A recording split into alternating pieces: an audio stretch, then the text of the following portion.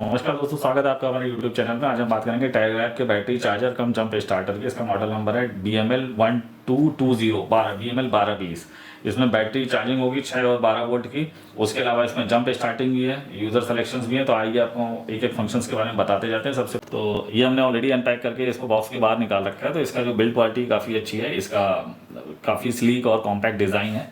और इसके ऊपर एक कैरिंग के लिए हैंडल भी दिया हुआ है, जिससे कि कभी आप जंप स्टार्ट के लिए मूव कर रहे हैं तो फिर आप इजीली इस डिवाइस को लेके चल सकें। अभी इसको हमने मेंस के साथ कनेक्ट किया हुआ है। जब मेंस के साथ कनेक्ट करने में अभी 0 वोल्ट यहाँ पे दिखला रहा है। तो एक एक फीचर हम आपको बताते जाएंगे। तो सबसे पहले स्टार्ट करते हैं, बैटरी में कनेक्ट कर लेते हैं, उसके बाद हम एक एक फीचर के बारे में आपको एक्सप्लेन करते जाएंगे।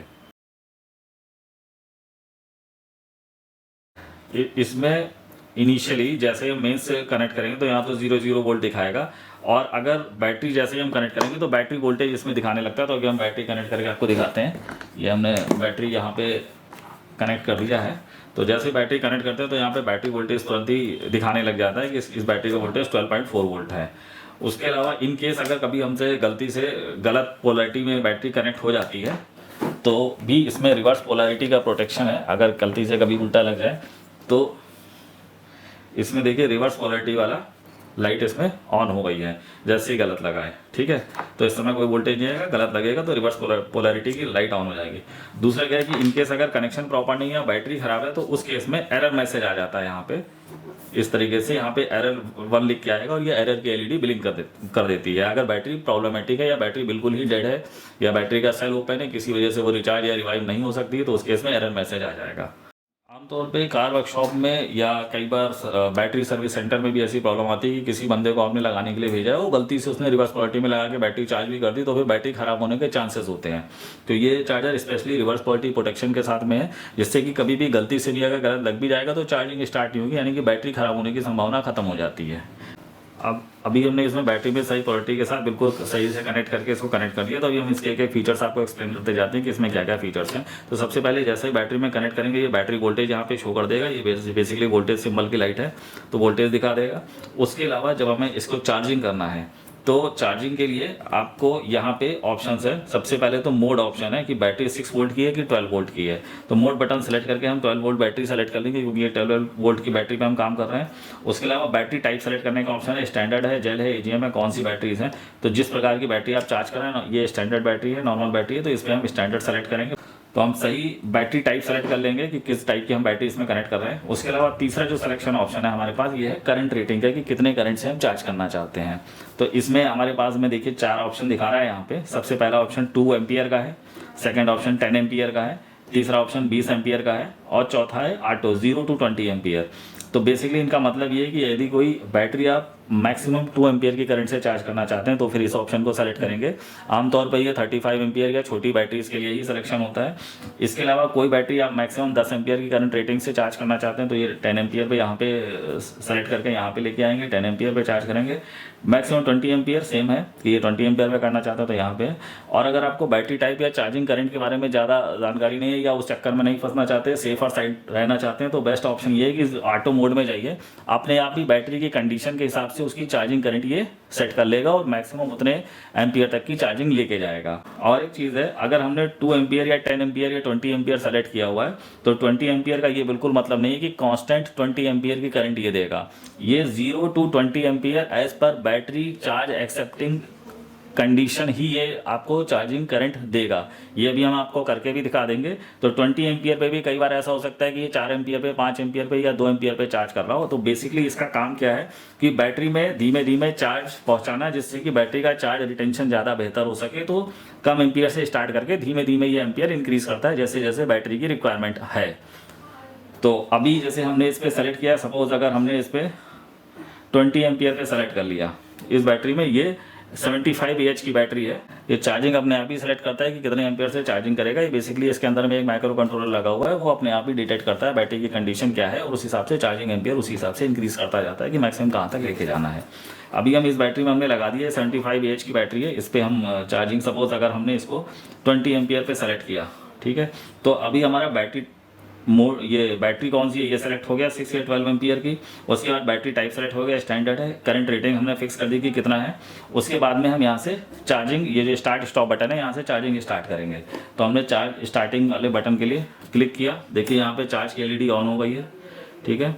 अभी देखेंगे बैटरी वोल्टेज इंक्रीज होना स्टार्ट हो गया, अभी बैटरी चार्जिंग स्टार्ट हो गई है। अभी ये देखिए डिस्प्ले बटन जो है इसमें हम 3 चीज़ें देख सकते हैं। बैटरी वोल्टेज ऑलरेडी डिफ़ॉल्ट में दिख ही रहा है, एम्पियर कितने एम्पियर से इस समय चार्ज हो रही है और बैटरी की चार्ज परसेंटेज कितनी है। तो जब हम डिस्प्ले बटन पे क्लिक करते हैं तो वोल्टेज के बाद इसमें दिखाता है कि अभी 10 एम्पियर से ये चार्ज कर रहा है। उसके बाद वापस एक बार क्लिक करेंगे तो ये दिखा रहा है बैटरी परसेंटेज इस समय 75 है, यानी कि बैटरी की अपनी चार्ज कैपेसिटी से 75% बैटरी है ऑलरेडी अभी चार्ज है। तो ये आपको एक मोटा आइडिया मिल जाता है कि लगभग कितना और समय लगेगा इसको फुल चार्ज होने में। तो ये तो एक हो गया, जैसे ही बैटरी ये फुल चार्ज हो जाएगी यहाँ पे फुल चार्ज का इंडिकेशन आ जाएगा।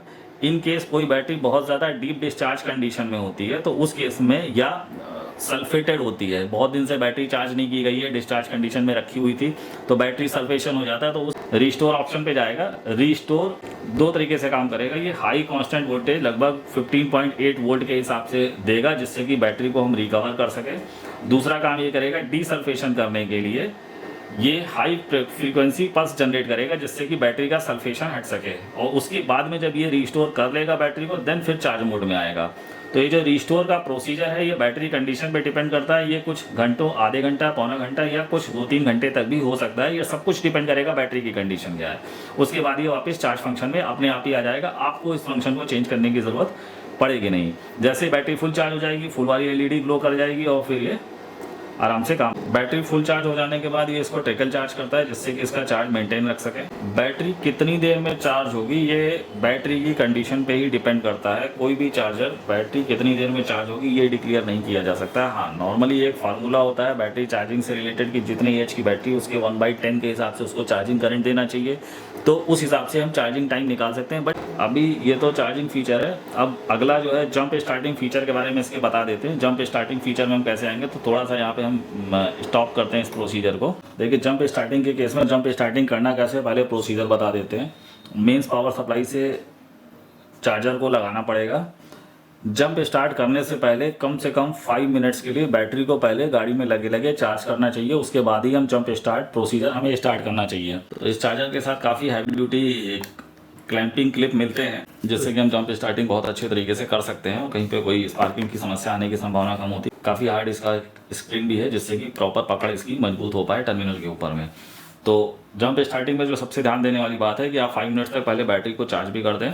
दूसरा, बहुत अच्छी पकड़ के साथ, मतलब प्रॉपर कनेक्शन के साथ ही इसको फिर बैटरी टर्मिनल पे लगाएंगे। ये नहीं कि आप दाएं बाएं कहीं पे लगाएं, इसके लिए बैटरी टर्मिनल पे ही लगाना है, बैटरी के वायर पे कहीं और लगाना नहीं है।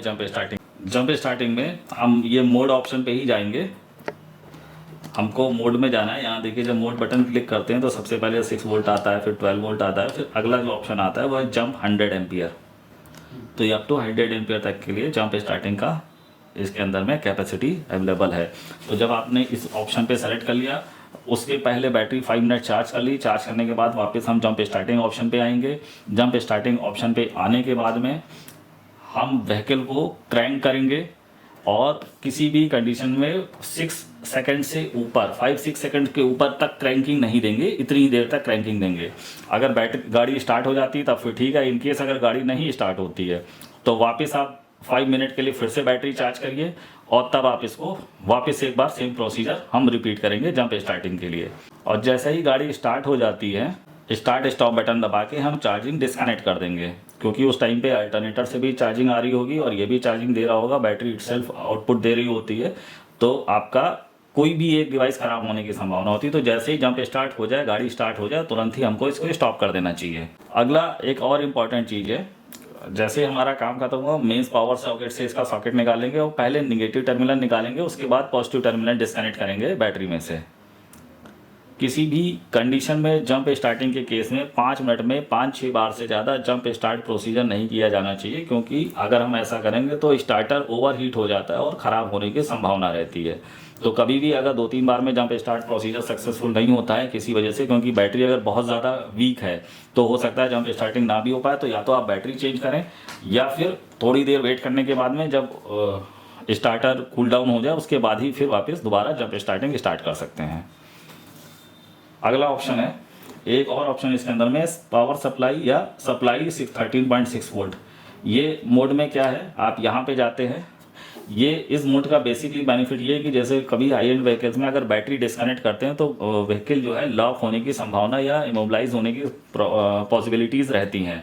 तो उस केस में हम इसको जब भी बैटरी चेंज कर रहे हो किसी भी हाई एंड व्हीकल्स में, तो हम ये पावर सप्लाई मोड में इसको कनेक्ट करेंगे और उसके बाद यहाँ से स्टार्ट करेंगे और बैटरी जो गाड़ी के टर्मिनल्स हैं वहाँ पे इसको कनेक्ट कर देंगे। उसके बाद में हम बैटरी ओपन करेंगे। उस दौरान जिस दौरान आप बैटरी बॉक्स के अंदर में रख रहे हैं, ये आपके व्हीकल को बैकअप पावर देता रहेगा फुल टाइम। आपके ईसीएम और व्हीकल के पूरे इंटरनल इलेक्ट्रिकल सिस्टम्स में बैकअप पावर जारी होगी, जिससे कि व्हीकल लॉक होने की पॉसिबिलिटी नहीं है। जैसे ही आपने गाड़ी में बैटरी रख दी उसके बाद उसके टर्मिनल कनेक्ट करिए, बैटरी से बैकअप आने लगेगा, फिर आप इसका केबल डिस्कनेक्ट कर सकते हैं। तो बैकअप मोड इस एप्लीकेशन के लिए कि हाई एंड व्हीकल्स में जब आप गाड़ी में बैटरी चेंज कर रहे हैं तो आप इजीली गाड़ी आपकी लॉक ना हो, उससे प्रोटेक्ट आप ये करता है। अगला फीचर है अल्टरनेटर टेस्टर। देखिए, अल्टरनेटर टेस्ट करने के लिए इसको मेन से कनेक्ट करने की जरूरत नहीं, सीधे हमने व्हीकल की बैटरी में कनेक्ट कर दिया। जैसे ही कनेक्ट कर देंगे ये अपने आप ही अल्टरनेटर टेस्ट के फीचर में आ जाएगा। यहाँ पे ये दोनों लाइट्स जो है 1 by 1 ब्लिंक कर रही है। तो अभी हमने मेंस कनेक्ट नहीं करना है अल्टरनेटर टेस्ट करते समय, सीधे हमको व्हीकल में कनेक्ट कर देना, बैटरी वोल्टेज यहाँ पे दिखला देगा। उसके बाद में हमको सिंपल अल्टरनेटर टेस्ट वाला बटन क्लिक करना है। व्हीकल हमारा स्टार्ट होना चाहिए, उस टाइम पे हम ये कनेक्ट करेंगे, यहाँ पे सप्लाई चेक करेगा और उसके बाद हम अल्टरनेटर टेस्ट वाला बटन क्लिक करेंगे। जैसे ही बटन क्लिक करेंगे, अगर इसका battery voltage with in range होगा, यानी कि 13.3 वोल्ट से लेके 15.5 वोल्ट के बीच में होगा, 13.3 से 15.5 वोल्ट के बीच में होगा, तब तो ये मान के चलेगा कि अल्टरनेटर आपका ओके है। अगर ये 13.3 से कम या 15.5 से ऊपर होगा तो ये मान के चलेगा कि अल्टरनेटर फॉल्टी है। तो अगर इस केस में हम अल्टरनेटर टेस्ट करते हैं तो यहाँ पे क्योंकि 12.7 वोल्ट आ रहा है तो इसलिए सीधे ये फॉल्ट दिखा देगा कि अभी ये फॉल्टी है, यानी कि सही नहीं है। तो बस यही है इसके सारे फीचर कि आप चार्जिंग के लिए आपको कई सारे करंट एम्पियर्स मिल जाते हैं, अलग अलग तरीके की बैटरी आप कनेक्ट कर सकते हैं, 6 और 12 वोल्ट और जंप स्टार्टिंग और पावर सप्लाई मोड पे काम कर सकते हैं। आप बैटरी का वोल्टेज एम्पियर और परसेंटेज चेक कर सकते हैं कि बैटरी में इस समय चार्जिंग परसेंटेज कितनी है, अल्टरनेटर टेस्ट कर सकते हैं। ये सारे फीचर्स हैं इस बैटरी चार्जर के अंदर में। अगर आप इससे संबंधित कुछ और भी जानना चाहते हैं तो हमको कमेंट बॉक्स में लिख के बताइए, तो हम आपको ज़रूर इसका फर्दर आगे का वीडियो बना के प्रॉपर गाड़ी में अगर अल्टरनेटर टेस्टिंग आप देखना चाहते हैं या जंप स्टार्टिंग देखना चाहते हैं तो वो भी हम आपको बना के दिखा सकते हैं। Thank you.